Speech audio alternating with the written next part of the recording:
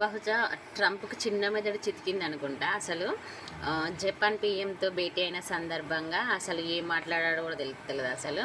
అయితే 1940లో జపాన్ పైన pearl harbour పైన అమెరికా అనేది దాడి చేసింది. అయితే ఆ దాడి గురించి నాకు ఎందుకు చెప్పలే, ముందే ఎందుకు చెప్పలే, నాకు సర్ప్రైజ్ ఇద్దాం అనుకుంటున్నారా అని చెప్పి ట్రంప్ వ్యాఖ్యలు అనేది జపాన్ పీఎంకి చాలా అన్‌కంఫర్టబుల్ ఇచ్చాయన్నమాట.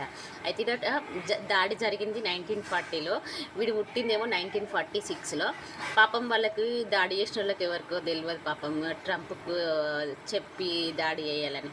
అసలు అంటే నేను అగ్రరాజ్యానికి అధికారిని అని చెప్తుండే ఇటువంటి మాటలు ఎట్లున్నాయి అసలు. ఇక్కడ ఇరాన్ ఇజ్రాయెల్ యుద్ధం అనేది ఏదో ఉగ్రవాదం గురించి జరుగుతున్నది కాదు. ఫస్ట్ ఏంటంటే ఇక్కడ అందరు గమనించాల్సింది ఏంటిదంటే, అయితే ఎప్పుడైతే సిరియా, వెనిజులా ఇలాంటి దేశాలపైన దాడి జరిగింది కదా, ఎందుకంటే ఆయిల్ క్రిసిస్ పైన, అంటే ఈ కంట్రీస్ని ఫస్ట్ ఆక్రమించుకొని అక్కడ నుంచి క్రూడ్ ఆయిల్ని తీసుకొని అమెరికాని ఎక్కువ రేటుతో ఇతర దేశాలకు సరఫరా చేయాలన్నదే అమెరికా యొక్క కాంక్ష. కానీ ఇది తెలియని కొందరు పుణ్యాత్ములు ఏంటిదంటే ట్రంప్ గ్రేట్ అని చెప్పి ట్రంప్కు వాల్యూ ఇస్తూ సపోర్ట్ చేస్తున్నారు. అయితే ఇక్కడ ఇప్పుడు ఏ దేశాలపైన అటాక్ చేసిన అమెరికా క్రూడ్ ఆయిల్ ఉన్న దేశాలపై, ఆ దేశాలు అనేటివి వాళ్ళ దేశ కరెన్సీ రూపీలోనే క్రూడ్ ఆయిల్ మారకం అనేది చేయడానికి వాళ్ళు సిద్ధంగా ఉన్నారన్నమాట. అయితే ఇప్పుడు